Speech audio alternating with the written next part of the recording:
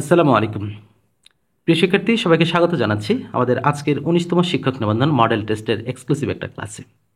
আজকে আমরা শুরু করতে যাচ্ছি একটা বিশেষ প্রস্তুতিমূলক ক্লাস, যা আপনাকে আপনার শিক্ষক নিবন্ধন পরীক্ষায় সর্বোচ্চ সফলতা অর্জনে সহায়তা করবে ইনশাআল্লাহ। কারণ আজকের ক্লাসটি হবে এক অনন্য শেখার অভিজ্ঞতা, যেখানে আমরা আলোচনা করেছি এবং প্রশ্নগুলো যুক্ত করেছি অত্যন্ত গুরুত্বপূর্ণ টপিকসগুলো থেকে। আমরা আজকের মডেল টেস্টের প্রশ্নগুলো সমাধান করব। এর পাশাপাশি আমরা শিখব কিছু স্পেশাল টিপস এবং ট্রিক্স, যা আপনাদের পরীক্ষার রুমে বা পরীক্ষার হলে গিয়ে আপনাকে সর্বোচ্চ সফলতা অর্জনে সহায়তা করবে। তাহলে আর দেরি নয়, চলুন শুরু করি আমাদের আজকের স্পেশাল ক্লাসটি। আর আপনারা কে কোথা থেকে দেখছেন অবশ্যই আমাদের কমেন্ট সেকশনে জানাতে ভুলবেন না। শুরুতে আমাদের যে প্রশ্নটা রয়েছে, নিচের কোনটি সহোদর ভাষা গোষ্ঠী? সহোদর ভাষা গোষ্ঠী যদি আমরা বলে থাকি, তাহলে এখানে বাংলা এবং অসমিয়াও রয়েছে সহোদর ভাষা গোষ্ঠী। কোনটি সার্থক বাক্যের গুণ নয়? সার্থক বাক্য হতে গেলে আমাদের তিনটা গুণ প্রয়োজন, সেটা হলো আকাঙ্ক্ষা, যোগ্যতা এবং আসক্তি। ইজ নট আসক্তি, তার মানে এটি আমাদের অপশনে সঠিক উত্তর হবে। বাড়ি বা রাস্তার নামের পরে কোন যৌথি চিহ্ন বসে? বাড়ি অথবা রাস্তার নামের পরে অবশ্যই আমাকে কমা বসাতে হবে। গোয়ার গোবিন্দ এর অর্থ কি? গোয়ার গোবিন্দ বলতে আমরা বুঝে থাকি কাণ্ডজ্ঞানহীন মানুষ বা লোক। গ্রিন রুম, গ্রিন রুম বলতে আসলে কি বোঝায়? গ্রিন রুম আমাদের ম্যাডামরা যারা আছেন তারা এই বিষয়টি খুব ভালো বুঝবেন। গ্রিন রুম বলতে বোঝানো হয় সাজঘর। ম্যাডামরা অবশ্যই সাজগোজ করে, এটা নিয়ে অনেকেই অনেক কথা বলে, তবে আমি যেটা বলি, আমি ব্যক্তিগতভাবে যেটা বলি, তিনটা জিনিসকে যত বেশি সাজানো যায় তত বেশি ভালো লাগে। তার মধ্যে একটা হচ্ছে নারী, দ্বিতীয়টা বাড়ি এবং লাস্ট হচ্ছে গাড়ি। তো আমি যারা নারীরা রয়েছেন তারা বেশি সাজগোজ করবে, তারা দেখতে আরও সুন্দর লাগবে, আকর্ষণীয় হবে, এটাই তাদের। আমি ব্যক্তিগতভাবে অবশ্যই সাপোর্ট করি যারা ম্যাডামরা রয়েছেন, অবশ্যই যাদের হাজব্যান্ড আছে তাদের হাজব্যান্ডের জন্য সুন্দরভাবে সাজুগুজু করবেন, অবশ্যই এটা আমি ব্যক্তিগতভাবে খুবই খুবই সাপোর্ট করি। এটা তাদের অধিকার, তাদের প্রয়োজন।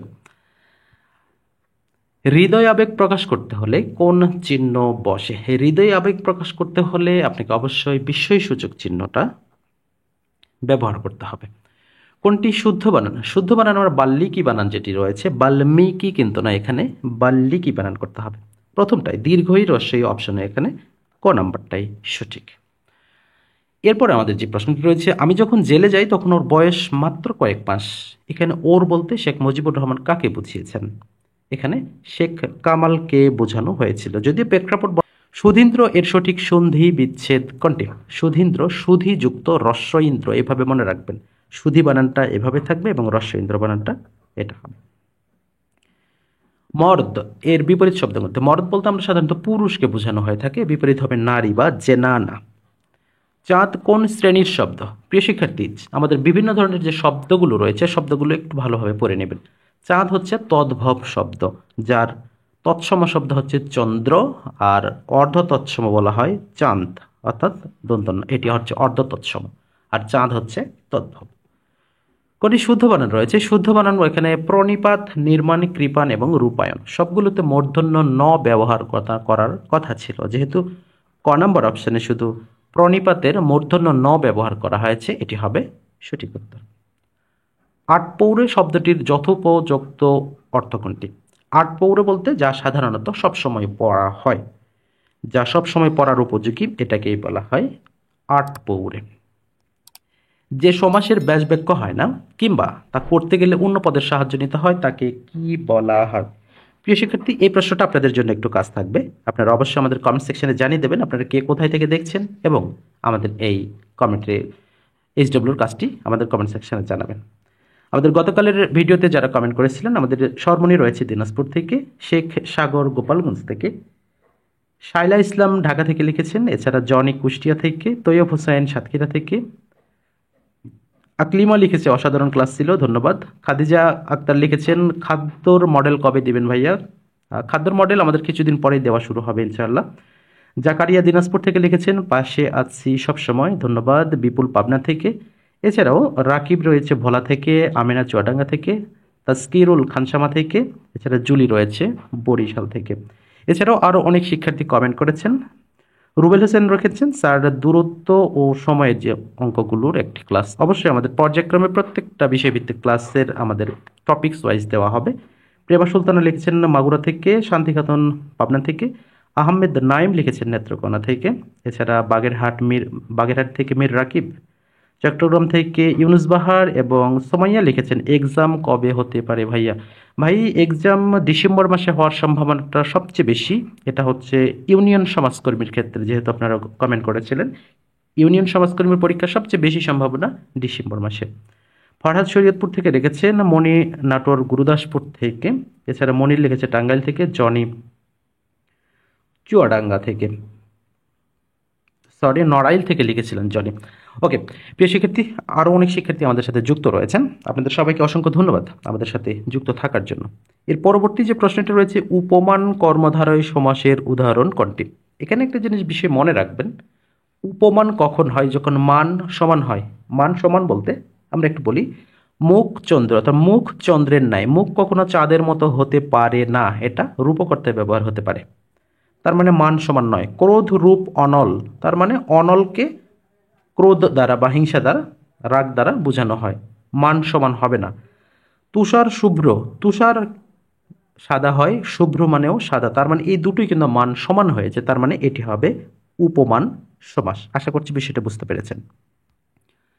শিক্ষায় আমাদের আগ্রহ বাড়ায়, এখানে শিক্ষায় কোন কারকে কোন বিভক্তি হবে? তাহলে কিসের দ্বারা কোনো উপাদান বোঝাচ্ছে কিনা? শিক্ষায়, তাহলে উপাদান বোঝাচ্ছে, তাহলে শিক্ষায় যদি উপাদান বোঝায় তাহলে এটি একটা হবে করণ কারক। মাধ্যমিকের প্রকৃতি প্রত্যয় কোনটি? মাধ্যমিকের প্রকৃতি প্রত্যয় হচ্ছে মধ্যমযুক্ত স্নেক। কোনটি শুদ্ধ বানান? শুদ্ধ বানান হচ্ছে কুম্ভিলক। এখানে কুম্ভিলক কাকে বলে বা কুম্ভিলক বৃত্তি কাকে বলে, এই দুটো কিন্তু অবশ্যই জেনে যাবেন, এক কথায় প্রকাশ থেকে একটি গুরুত্বপূর্ণ প্রশ্ন আসবে। কুম্ভিলক বানানটা আমাদের ঘ নাম্বারটা সঠিক। The situation has come to a head, এর অর্থটা কি? এর অর্থটা যদি আমরা বলি তাহলে হবে পরিস্থিতির উন্নতি ঘটেছে।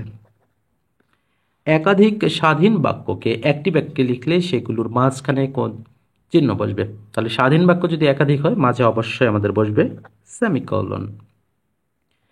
কারসাজি শব্দে কোন ভাষার উপসর্গ আছে? তাহলে কার, কম, এই জাতীয় এগুলো ফার্সি উপসর্গ, তাহলে হবে ফার্সি উপসর্গ। এছাড়া আম, খাস, লা, বাজে, গড়, খয়ের এগুলো হচ্ছে আরবি উপসর্গ। তটিনী শব্দের সমর্থক শব্দ কোনটি? তটিনী বলতে আমরা কি বুঝি? নদীকে বুঝি। আর নদী শব্দের সমর্থক শব্দ তরঙ্গিনী, স্রোতস্বিনী, তার মানে তরঙ্গিনীটা হবে তটিনীর সমর্থক শব্দ। সবচেয়ে বেশিবার আসা প্রশ্নের আরও একটি প্রশ্ন হচ্ছে, শেষের কবিতা রবীন্দ্রনাথের কোন ধরনের একটি রচনা? এটি শেষের কবিতা, কবিতা লেখা থাকলেও এটি একটি উপন্যাস। কোন গ্রন্থ প্রকাশের মাধ্যমে বাংলা সাহিত্যের নতুন একটা যুগের সূচনা হয়? এটি মোস্ট ইম্পর্ট্যান্ট একটি প্রশ্ন, এটা হলো বেতাল পঞ্চবিংশতি। সাধনা পত্রিকাটির সম্পাদককে? The editor of the newspaper of Sadhana, Rabindranath Tagore. Switch the correct answer. এখানে আমাদের চারটি অপশনের মধ্যে সঠিক যেটি হবে ক নাম্বার যদি আমরা দেখি, we should inform the police, আমাদের পুলিশকে জানানো উচিত, অব দ্য থেফট, এই চুরির ব্যাপারে, তার মানে এটি সঠিক। হি speaks as if he dash a mad, তাহলে অ্যাজ ইফের পরে সর্বদা ভার্ব টু ব্যবহার করতে হবে, তাহলে এখানে বলবো আমরা he speaks as if he were a mad, সে এমনভাবে কথা বলছে সে যেন একটা পাগল। You will fail in the exam if you dash from school, তাহলে এখানে বলা হচ্ছে কি যে যদি তুমি স্কুল পালাও তাহলে তুমি পরীক্ষায় ফেল করবে, তাহলে এখানে পালানোর ক্ষেত্রে কি? তাহলে এখানে প্লে ট্রান্ট হবে সঠিক উত্তর। তাহলে এখানে play truant. You will fail in the exam if you fail truant, বা প্লে ট্রান্ট ফ্রম স্কুল। জীবন পুষ্পসজ্জা নয়, ট্রান্সলেশন করতে হবে, তাহলে life is not a bed of roses, তার মানে ঘ নাম্বারটা সঠিক উত্তর। ইংরেজি শেখা সহজ, তার মানে কি? It is easy to learn, it is easy to learn English, তার মানে এখানেও ঘ নাম্বার উত্তরটা সঠিক। The man is so weak that he can not walk, লোকটি এতটাই দুর্বল যে তিনি হাঁটতে পারছেন না, তাহলে এখানে সিম্পল করতে হলে কি বলতে হয় যে the man is too weak to walk. The Arabian Nights be my favourite book, তাহলে এখানে দ্য অ্যারাবিয়ান নাইটস এটা কিন্তু একটা বই বা একটা কল্পকাহিনীর নাম, সুতরাং এর পরবর্তীতে আমাদের ইজ বসবে, অর্থাৎ সিঙ্গুলার ভার্ব বসবে। What is the synonym of the word redemption? Redemption মানে কি? রিডেম্পশন মানে মুক্তি, রাইট? আচ্ছা, রিডেম্পশন মানে হচ্ছে মুক্তি। তাহলে এখানে আমাদের সিনোনিম যেহেতু বলা আছে, তাহলে সালভেশনটা হবে right answer. Advice, most important একটা প্রশ্ন আমরা যদি বলি, দেখতে অত্যন্ত সহজ একটা প্রশ্ন। অ্যাডভাইস হোয়াট, আচ্ছা, which is the right parts of speech এভাবে আসতে পারে, বা কোনটি ভার্ব কোনটি নাউন এভাবে আসতে পারে। যেটাই হোক, অ্যাডভাইস কি এটা আমাদের আগে জানতে হবে। অ্যাডভাইস হচ্ছে নাউন, তবে এই অ্যাডভাইসটার নাউন যখন আইসিই থাকবে, শেষে বরফ থাকবে, অর্থাৎ আইসিই। যদি শেষে আইএসই থাকে তাহলে তখন সেটা কিন্তু ভার্ব হয়ে যাবে, এই বিষয়টা খেয়াল রাখবেন। What is the noun form of the word save? Save মানে কি? নিরাপদ বা সংরক্ষণ, দুটোই আমরা বলতে পারি। তাহলে এখানে নাউন কোনটি হবে? নাউন মানে কি? নিরাপত্তা, অর্থাৎ গ নাম্বারটা হচ্ছে right answer. The road runs dash hill and plain, তার মানে এখানে বোঝানো হচ্ছে রাস্তাটি পাহাড় এবং সমতলের মধ্য দিয়ে গেছে। তাহলে অ্যাক্রসটা হবে এখানে right answer. The road across hill and plain, সমতল এবং পাহাড়ের মধ্য দিয়ে। Select the correct form of verb I got dash my car. আচ্ছা, I got my car dash, আচ্ছা, I got my car repaired. এই প্রশ্নটা কিন্তু অনেকবার পড়ানো হয়েছে। এরপরে আমাদের যেটা রয়েছে নো, আচ্ছা, এখানে রাইট অ্যান্সারটা রিপায়ার্ড। নো স্পেলিং মিস্টেক অকার্স, কোনটাতে কোনো স্পেলিং মিস্টেক নেই। তাহলে এখানে আমাদের হেডিয়াস রয়েছে, তাহলে প্রথমে এইচ আই হবে, যেহেতু এটা নাই, H I D E O U S, right. এটা হচ্ছে সঠিক উত্তর, যার অর্থ একদম জঘন্য। না না, আমি জঘন্য বলতেছি, মানে অর্থটাই জঘন্য, আপনারা আবার ভুল বোঝেন না। এরপরে আমাদের যেটা রয়েছে, what is the antonym of the word humble? তাহলে হাম্বল বলতে কি বোঝানো হয়? ভদ্র বোঝানো হয়। তাহলে এর বিপরীতটা কি হবে? চরম লেভেলের অভদ্র, that's rude. The medicine dash my headache, তার মানে ঔষধটি আমার ব্যথা নিরাময় করেছে বা উপশম করেছে। আমরা দুই ধরনের কথা বলতে পারি। এখানে একটা কথা দেখবেন, কিউর্ড একটা রয়েছে, রিলিভড রয়েছে।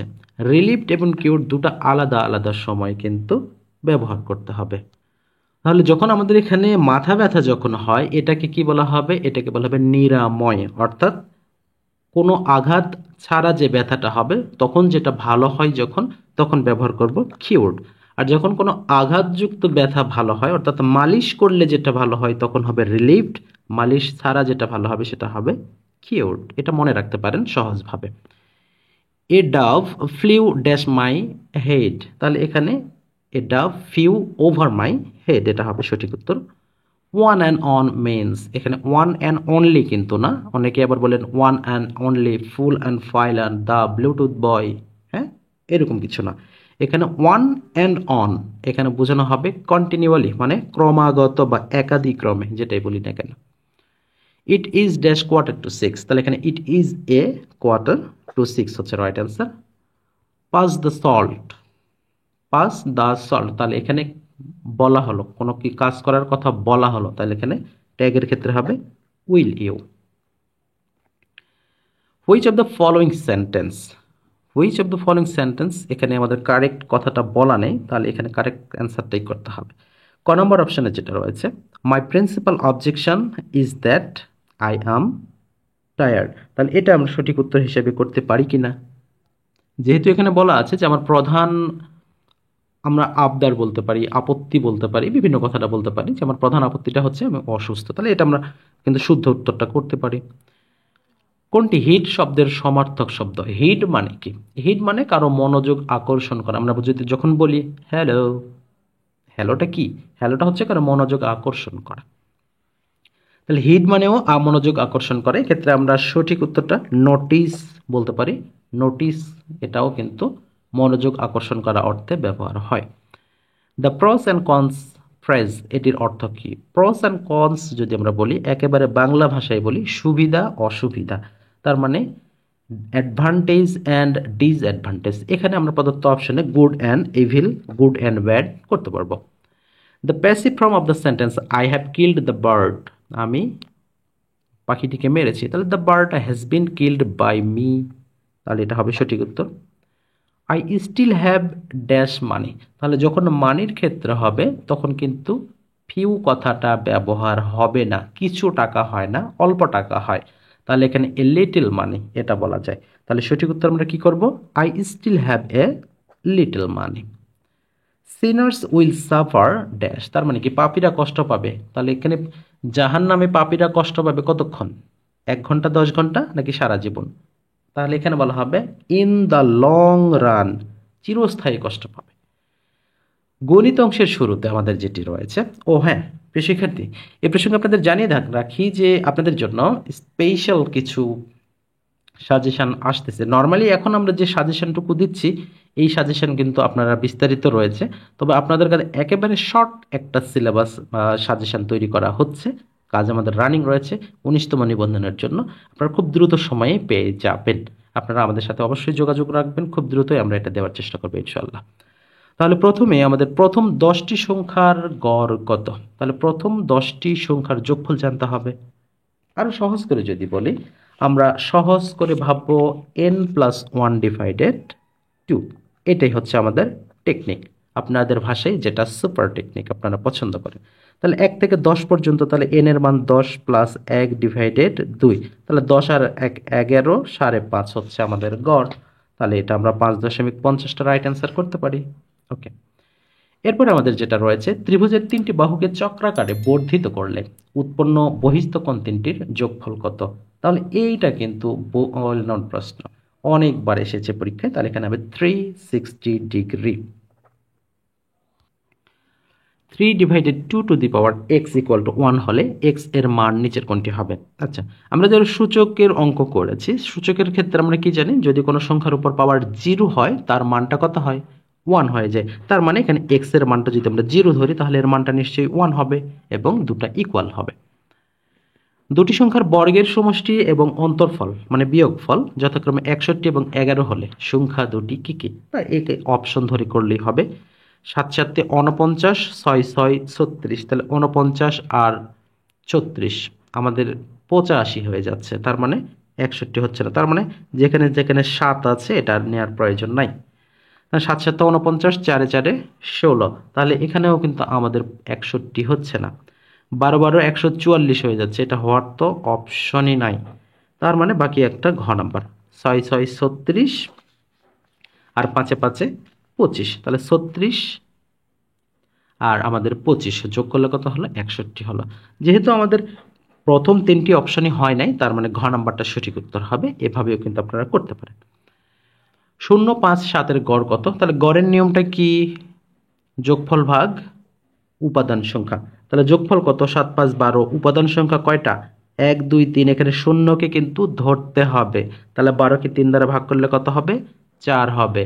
সর্বোচ্চ 2 থেকে 3 সেকেন্ড কিন্তু লাগছে অঙ্কগুলো করতে। আপনারা এই বিষয়গুলো আমাদের এই ক্লাসগুলো প্রয়োজনে নোট করবেন এবং বারবার ভিডিওগুলো দেখে প্র্যাকটিস করবেন। 4a into a plus b, 10 into a minus b, 12 into a square minus b স্কোয়ারের গসাগু কত? খুব ভালো, গসাগু চাইলে আপনাদের কষ্টটা কিছুটা লাঘব হবে, আর লসাগু চাইলে পুরোটা করতে হয়। তাহলে এখানে একটু খেয়াল করবেন, এখানে a প্লাস বি আছে, এখানে a প্লাস বি নাই, তার মানে a plus b, a minus b এগুলো আমাদের অ্যান্সারে আসবে না। তাহলে a plus b, a minus b answer ছাড়া কোনটা আছে? 2 আছে, 2 অ্যান্সার। আমি কি বিষয়টা বুঝাতে পেরেছি? এগুলো হচ্ছে টেকনিক, এগুলো আপনাকে আপনার সেন্স অফ হিউমারের সর্বোচ্চ ব্যবহার করতে হবে এখানে। যত দ্রুত আপনি প্রশ্নের প্যাটার্নটা ধরতে পারবেন, তত দ্রুত আপনি অন্যদের চেয়ে এগিয়ে যাবেন। এখানে কেন বললাম কথাটা? গসাগুর ক্ষেত্রে আমাদের নিয়মটা কি, যে প্রত্যেকটা রাশির মধ্যে কমন একটা থাকতে হবে। তাহলে এ প্লাস বি এখানে আছে, এখানে এ মাইনাস বি আছে, তাহলে এখানেই তো আমাদের কমন থাকছে না, তার মানে এ প্লাস বি, এ মাইনাস বি কোনোটাতে অ্যান্সার আসবে না। আর এখানে 4 10 12 লসাগু নর্মালি তো 2 হচ্ছেই, তার মানে আমরা ক্যালকুলেশন না করেও কিন্তু অ্যান্সারটা বের করতে পারলাম। আশা করছি বুঝতে পেরেছেন। এরপরে যেটা রয়েছে 2y to the power 4 minus 14y square plus 2, তাহলে এখানে আমরা কিভাবে করব? তাহলে এখানে আমাদের সবচেয়ে কমন যে জিনিসটা আমাদের কমন নিতে হবে, 2y to the power 4 minus 14y square plus 2। ওকে, আমরা যেহেতু 2 আছে আমরা 2টা কমন নেব, তাহলে y to the power 4 minus 7 plus 1, 7y square. আমরা এটার এখন লসাগু করব। তাহলে এখানে যদি আমরা এখানে 2 নিই, তাহলে y টু দি পাওয়ার 4, এটা আমরা কি মিলাতে হবে? 7 মিলাতে হবে, গুণ করে আবার গুণ করে 1 মিলাতে হবে, আর যোগ বিয়োগ করে 7 মিলাতে হবে। এটা কি সম্ভব? এটি সম্ভব নয়। তাহলে আমরা করব কি, সেকেন্ড ব্র্যাকেট দিয়ে ওয়াই স্কোয়ার প্লাস, এখানে আমরা কত নিতে পারি, প্লাস 2y² নেব, যেহেতু আমাদের 2ab মিলাতে হবে, 1 আমাদের নেওয়ার দরকার নাই, প্লাস 1। তাহলে a y square total square plus 2y² plus 1 নিয়েছি, বাট এখানে আমাদের মিলাতে হবে কত, 7y²। তাহলে এখানে আমরা যদি এখন -9y² নিই, তাহলে কিন্তু আমাদের -7 মিলে গেছে। এবার একটু দেখবেন, তাহলে এখানে 2 আমাদের ঠিক থাকবে, এখানে y² প্লাস 1 আমাদের সূত্র হয়েছে, -9y²টাকে আমরা 3y টোটাল স্কোয়ার করে নিতে পারি কিনা? পারি। এবার আমাদের অঙ্ক হয়ে গেছে 2 into y² plus 1 plus 3y, এবং আরেকটা হবে y² প্লাস 1 মাইনাস 3y। এটাই হচ্ছে আমাদের অ্যান্সার। তাহলে প্লাস 3y মাইনাস 3y যেটাতে থাকবে সেটাই হচ্ছে আমাদের সঠিক উত্তর। তাহলে অপশনগুলো আমরা যদি দেখি, তাহলে কোনটি আমাদের সঠিক রয়েছে? আমাদের -3, এখানে +3y রয়েছে, এখানে -3y রয়েছে। ও হ্যাঁ, তার মানে গ নাম্বারটা আমাদের সঠিক উত্তর। এরপরে রয়েছে, কোনো ক্ষুদ্রতম সংখ্যাকে 2, 3, 5, 6 দ্বারা ভাগ করলে প্রতি ক্ষেত্রে 1 অবশিষ্ট থাকে। একটু মনে করুন তো, আমরা বিগত ক্লাসে কি শিখিয়েছিলাম? কখন লসাগু করতে হবে, কখন গসাগু করতে হবে, কোন বিষয়টা ফোকাস করতে হবে। ক্ষুদ্রতম, সবচেয়ে ছোট, কতক্ষণ পর পর, ন্যূনতম কথাটা থাকলে লসাগু করতে হয়। তাহলে 2, 3, 5, 6, 2, 3, 5, 6 এর লসাগু 30, অবশিষ্টে যেহেতু 1 থাকে 1 যোগ করে দেন, 31 অ্যান্সার হয়ে গেছে 5 সেকেন্ডে। ওকে, এভাবে আপনাদের কিন্তু প্র্যাকটিস করতে হবে। এবারে বলা আছে, এক ব্যক্তির বয়স তার 3 পুত্রের বয়সের সমষ্টির 3 গুণ। তাহলে তার পুত্রের গড় বয়স পিতার বয়সের কত? তাহলে প্রথমে আমরা একটু ধরে নিব কোনটা, যে 3 পুত্রের বয়সের সমষ্টি কত। 3 পুত্রের বয়সের সমষ্টি, এখানে আমরা যদি 3x ধরি, 3 পুত্রের সমষ্টি, তাহলে এখানে আমরা 3x ধরে নিলাম। তাহলে পিতার বয়স কত হবে? দ্বিগুণ হবে। তাহলে পিতার বয়স আমরা সরাসরি লিখলাম, তাহলে 2 গুণ যদি হয় তাহলে একবারে 6x আমরা লিখে নিলাম। আচ্ছা, এবার হয়েছে প্রত্যেক পুত্রের গড় বয়স কত, তাহলে মোট বয়স কত ধরছি আমরা? 3x। তাহলে 3x ভাগ 3 ইকুয়াল টু x বছর, রাইট? এখন আমরা যদি বলি এখানে, তাহলে আমরা প্রত্যেক পুত্রের গড় বয়স আমরা কিন্তু পেয়ে গেছি x বছর। এখন আমাদের চেয়েছে কি, যে তাহলে পুত্রের গড় বয়স পিতার বয়সের কত অংশ, পিতার বয়স কত বছর, এখানে আমরা কত বের করতে, 6 বছর। তাহলে যেহেতু আমাদের কত গুণ বের করতে হবে, তাহলে এখন আমরা এখানে x ডিভাইডেড 6x আমরা ভাগ করে দিলাম, তাহলে x কেটে যাবে, 1 ডিভাইডেড 6 গুণ, এটি হবে আমাদের রাইট অ্যান্সার। তাহলে আমাদের 1 ডিভাইডেড 6 রয়েছে ঘ নাম্বারে, আর ঘ নাম্বারটাই হবে আমাদের সঠিক উত্তর। ওয়েল, দুটি সংখ্যার গসাগু লসাগু যথাক্রমে 5 এবং 36, একটি সংখ্যা 10 হলে অপর সংখ্যাটি কত? অনেকবার শেখানো হয়েছে। এই দুটার যে কোনো একটাকে 10 দ্বারা ভাগ করতে হবে। তাহলে 5 দিয়ে আমরা 10 যদি ভাগ করি, আচ্ছা আমি এখানে দেখাই, ল গুণন গ ভাগ এক সংখ্যা, মানে যেটা দেওয়া থাকবে। তাহলে লসাগু কত আছে? 5 এবং 36, তাহলে 5 গুণন 36 ভাগ একটি সংখ্যা কত? 10, রাইট? এটাই হচ্ছে অ্যান্সার। তাহলে 5 দিয়ে 10কে কাটলে 2, 2 দিয়ে 36কে কাটলে 18। বুঝতে পেরেছেন নিশ্চয়ই? তাহলে আমাদের অ্যান্সারটা কত? অপর সংখ্যাটি কত হবে? 18 হবে। 6, 12, 18, সরি 18, 8 এর চতুর্থ সমানুপাতিকটি কত হবে? এই অঙ্ক খুবই সহজে আপনারা করতে পারবেন। কিভাবে? 6 কিভাবে 12 হয়েছে, 8 সেভাবে করতে হবে। তাহলে 6 এর সাথে আমরা 2 গুণ করলে 12 করতে পারি, তাহলে 8 এর সাথে 2 গুণ করেন, কত হয়? 16। তাহলে 16 অ্যান্সার। ক্লিয়ার বিষয়টা? এভাবে আপনারা বেশি বেশি প্র্যাকটিস করার জন্য আমি বারবার বলতেছি, প্র্যাকটিস করবেন প্লিজ। একজন দোকানদার 7.5% ক্ষতিতে একটি দ্রব্য বিক্রয় করলো। আচ্ছা, ভালো কথা। যদি দ্রব্যটির ক্রয় মূল্য 10% কম হতো, তাহলে বিক্রয় মূল্য 31 টাকা বেশি হতো, তাহলে তার আবার 20% লাভ হতো। মহা মুশকিল। আচ্ছা, যাই হোক, তাহলে প্রথমে জিনিসটা একটু বুঝে নেবেন। দোকানদার 7.5% ক্ষতিতে একটা দ্রব্য বিক্রয় করলো, দ্রব্যটির ক্রয় মূল্য 10% কম হলে 31 টাকা বেশি হতো। তাহলে আমরা সরাসরি একটু ক্যালকুলেশনে যাই। তাহলে এখানে শুরুতে আমরা যেটা করবো, যে 7.5% ক্ষতি মানে কি, 15/2 আমরা বলতে পারি না। তাহলে 15/2% ক্ষতিতে বিক্রয় মূল্য, 15/2% ক্ষতিতে বিক্রয় মূল্য, বিমু আমরা লিখে দিলাম। আচ্ছা, বিক্রয় মূল্য কত হবে? তাহলে 100 থেকে এটা বিয়োগ করতে হবে। তাহলে 100 বিয়োগ 15 2। তাহলে এখানে আমরা যদি 200 2 দ্বারা গুণ করি, 200 15 বাদ দিলে 185 ভাগ 2। তাহলে এটা আমাদের কি হলো? এটা 7.5% ক্ষতিতে বিক্রয় মূল্য। আবার 10% কমে বলছে, তাহলে 10% কমে ক্রয় মূল্য কত হবে? তাহলে 10% কমে ক্রয় মূল্য, আমরা ক্রয় মূল্য কত ধরবো? তাহলে এখানে 10% কম মানে 90 টাকা। আবার এখানে বলছে কি 20% লাভ করতে হবে। দেখছেন ঝামেলা? এখন আমরা 20% লাভে বিক্রয় মূল্য কত হয়? 20% লাভে বিমো কত? 120। আমাদের প্রয়োজনীয় উপাদান সবগুলো নেওয়া শেষ। এখানে 7.5% ক্ষতিতে 185 2, 10% কমে ক্রয় মূল্য 90 টাকা, 20% লাভে বিক্রয় মূল্য 120 টাকা।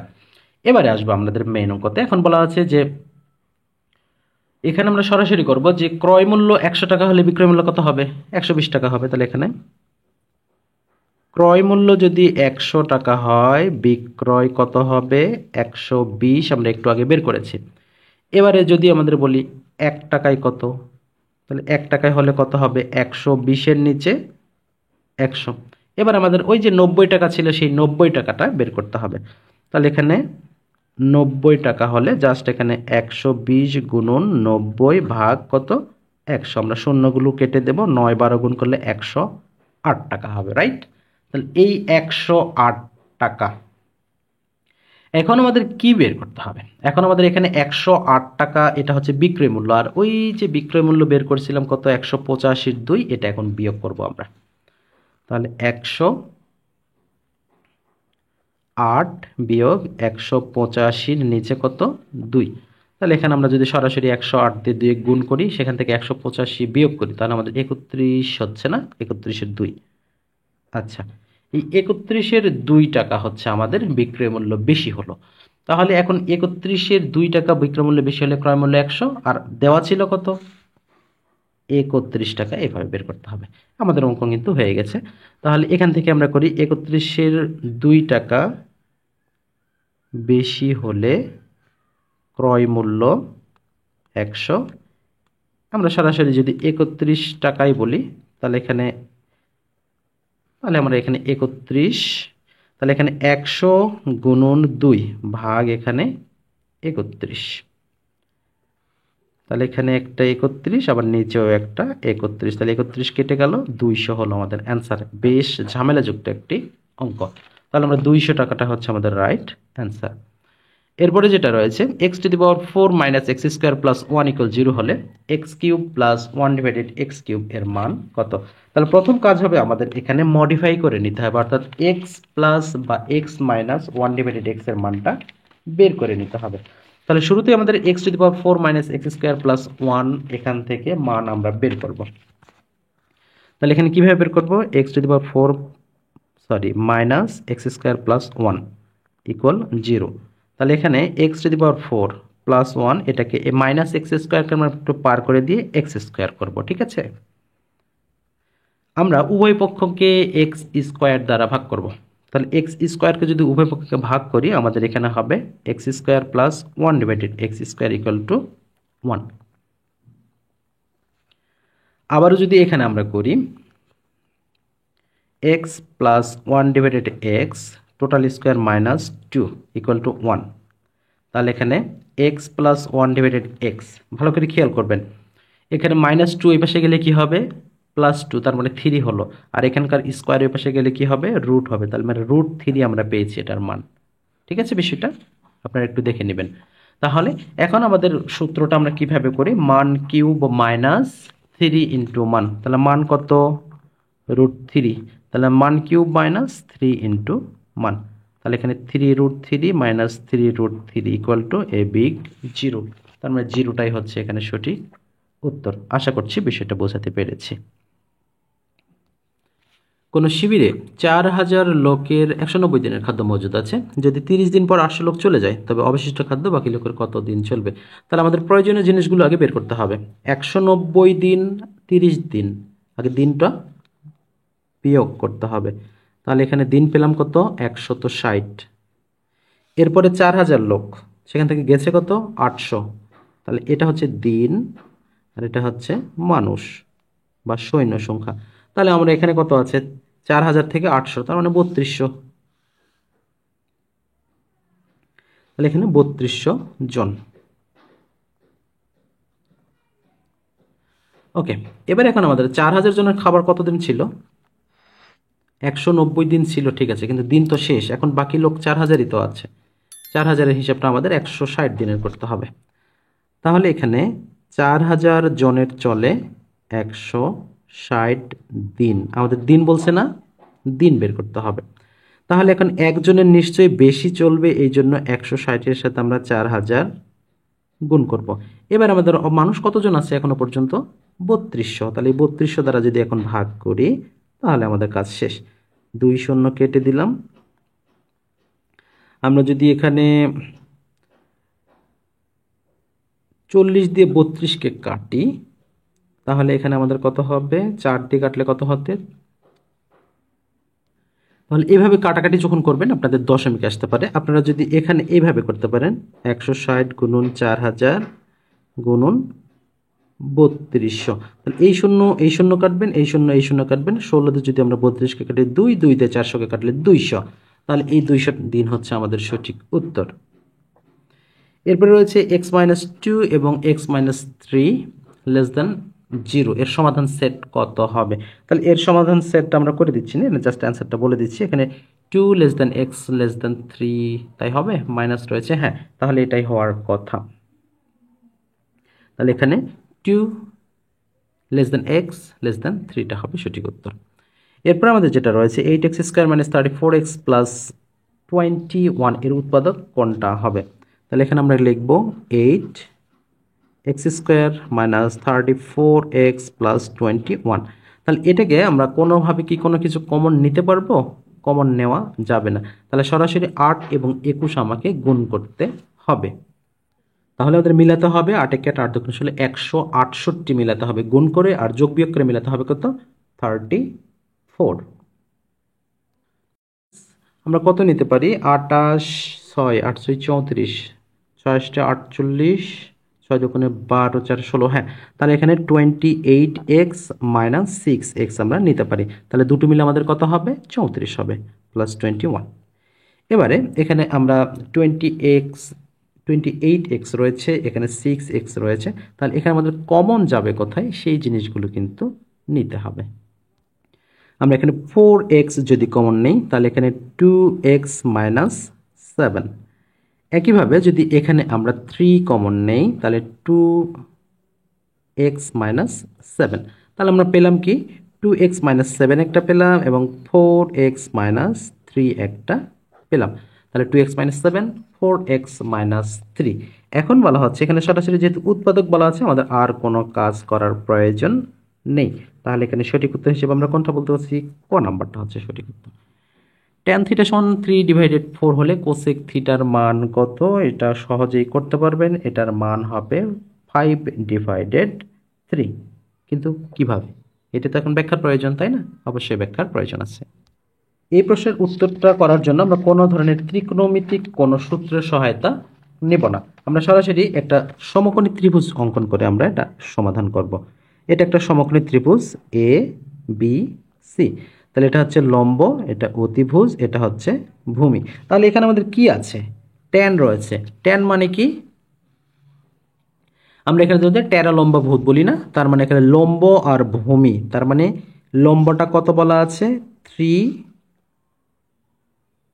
আর ভূমি বলা আছে 4। তাহলে সমকোণী ত্রিভুজের যে সর্বনিম্ন অনুপাত, যে লম্ব ভূমি যদি 3 এবং 4 হয় তাহলে অতিভুজটা কত হয়? 5 হয়। যারা এই বিষয়টা করেছেন ব্যাখ্যা সহ তারা অবশ্যই এটা জানেন। তাহলে এখন আমাদের কিসের মান প্রয়োজন? কোসেকের মান প্রয়োজন। তাহলে কোসেকের মান কি কি দ্বারা হয়?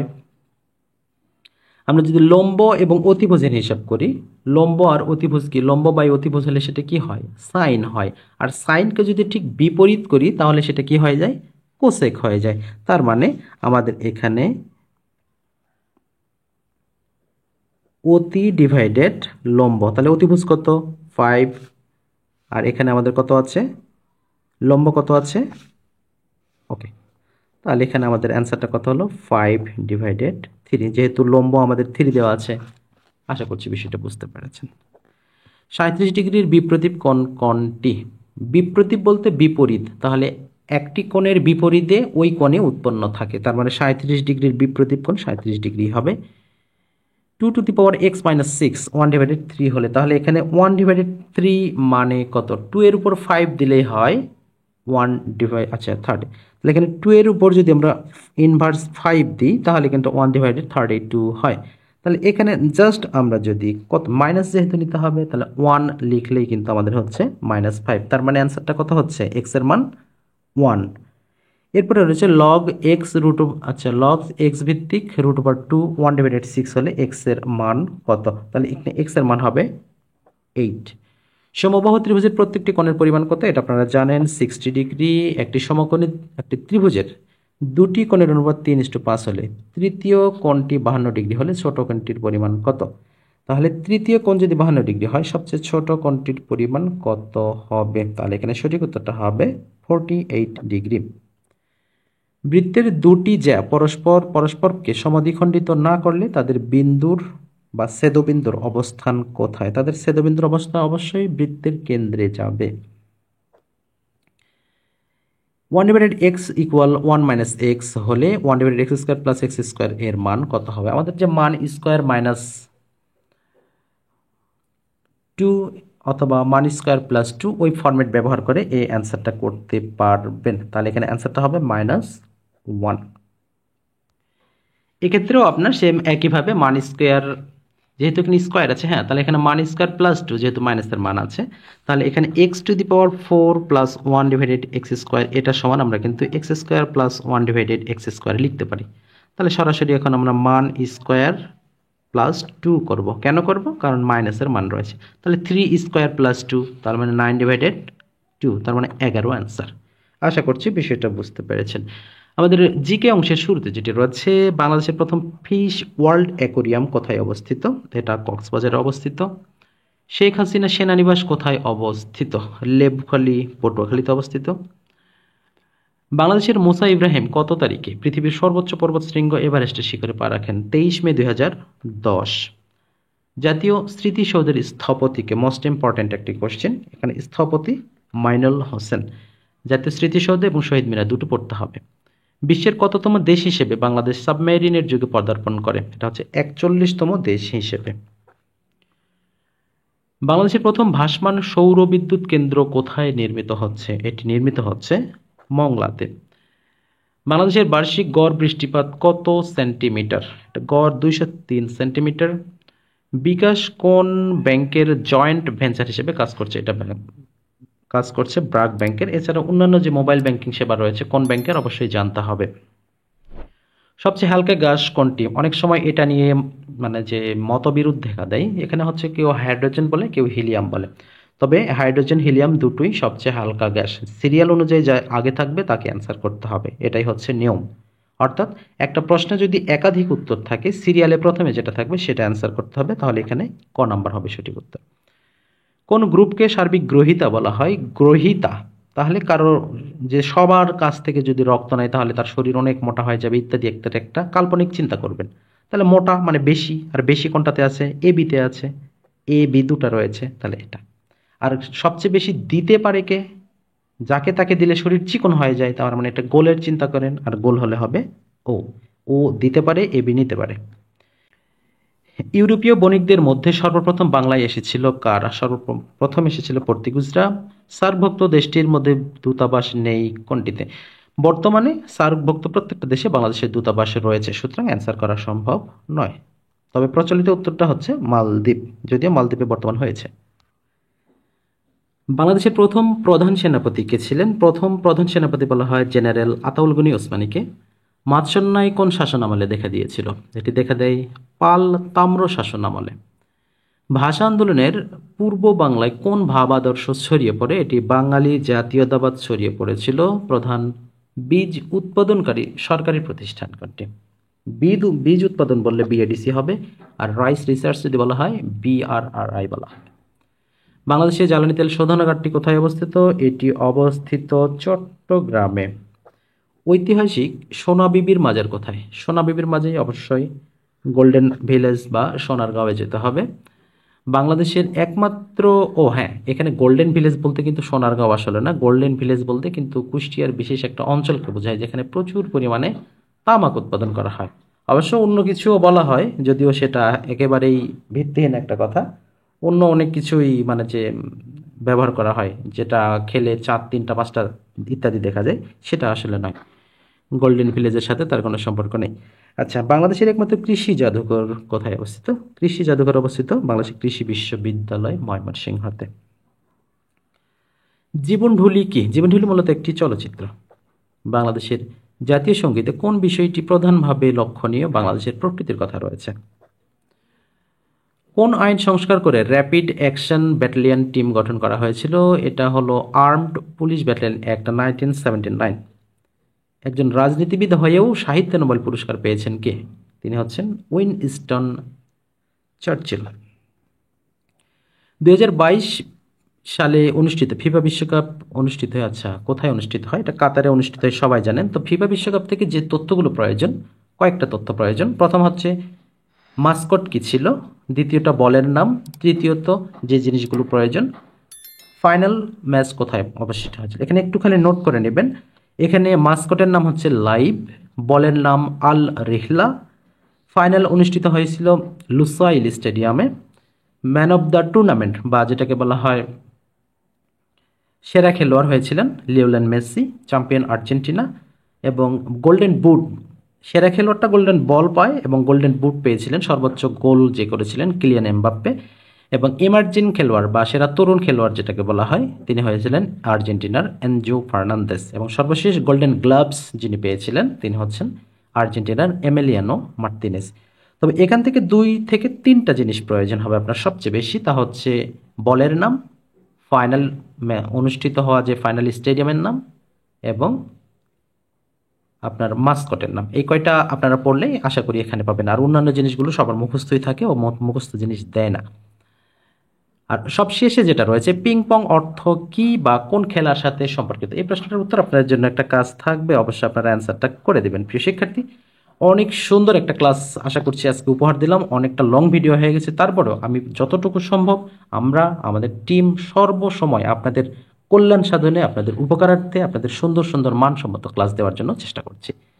আপনারা যে যেখান থেকে যুক্ত ছিলেন সবাইকে অন্তঃস্থল থেকে ধন্যবাদ জ্ঞাপন করে এই মুহূর্তে বিদায় নিচ্ছি। সবাইকে আল্লাহ পাক অনেক ভালো রাখুন, সুস্থ রাখুন, এই আশাবাদ ব্যক্ত করে আজকের মতো বিদায় নিচ্ছি। আল্লাহ হাফেজ।